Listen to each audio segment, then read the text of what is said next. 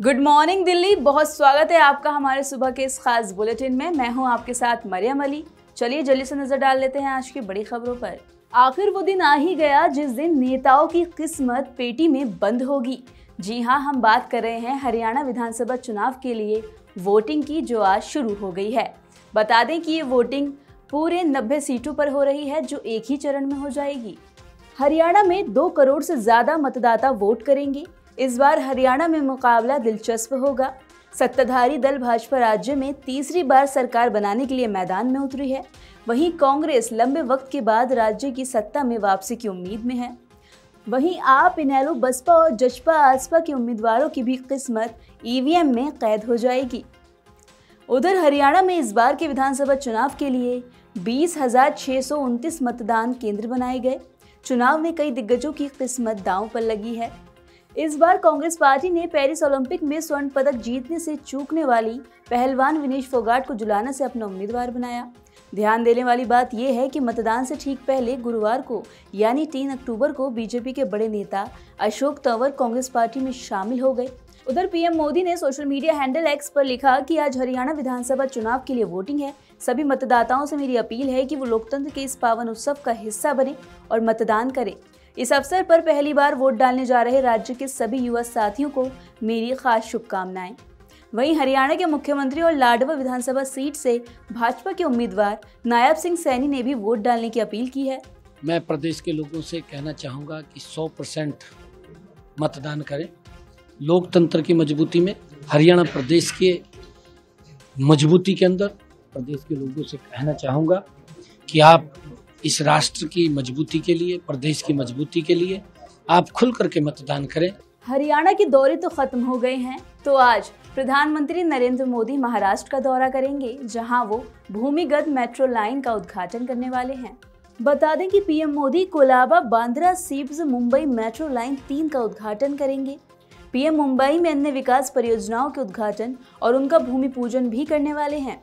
वहीं आर्य JVLR और Bandra Kurla complex के बीच मेट्रो लाइन 3 का 12.69 किलोमीटर का हिस्सा थोड़ा सा खोला जाएगा। उधर मुंबई यात्रा को लेकर पीएम मोदी ने एक्स पर लिखा कि कई परियोजनाओं के उद्घाटन और शिलान्यास में विकास और विरासत का संगम दिखेगा। सुबह करीब 11:30 बजे वाशिम में बंजारा विरासत म्यूजियम के लोकार्पण के बाद किसानों के कार्यक्रम का हिस्सा बनूंगा। इसके बाद वो ठाणे में विकास कार्यक्रम में शामिल होंगे। इस कार्यक्रम में महाराष्ट्र के राज्यपाल CP राधाकृष्ण, केंद्रीय आवास और शहरी मामलों के मंत्री मनोहर लाल, महाराष्ट्र के मुख्यमंत्री एकनाथ शिंदे, उप मुख्यमंत्री देवेंद्र फडणवीस और अजीत पवार, साथ ही अन्य गणमान्य शामिल होंगे।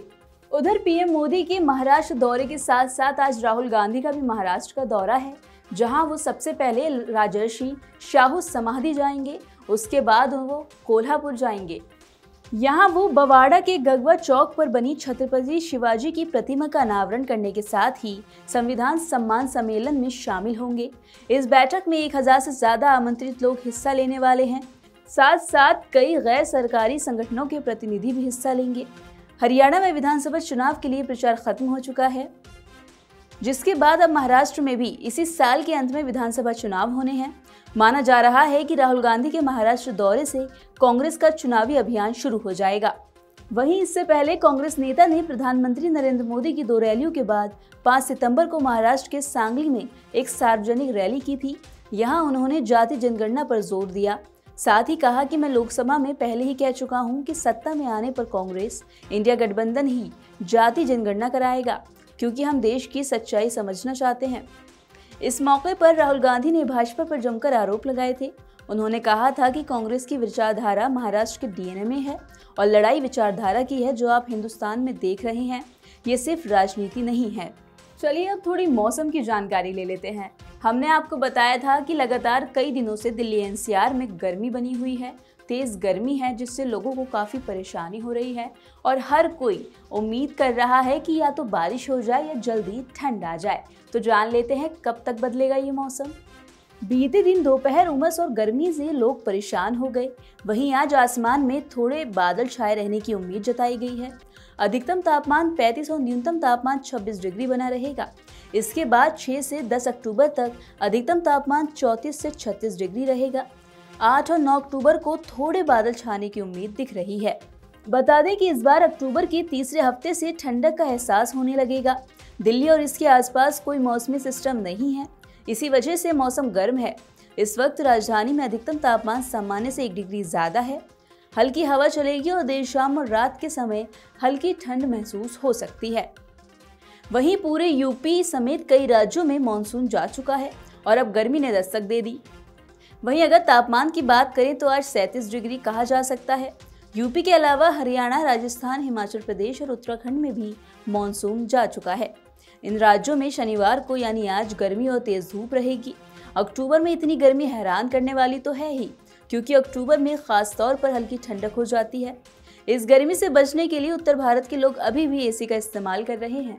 तो ये थी आज की वो तमाम बड़ी खबरें जो हमने आपको बताई। हम आपको इसका अपडेट भी देंगे, बस आपको जुड़े रहना होगा नवोदय टाइम्स पंजाब केसरी के साथ।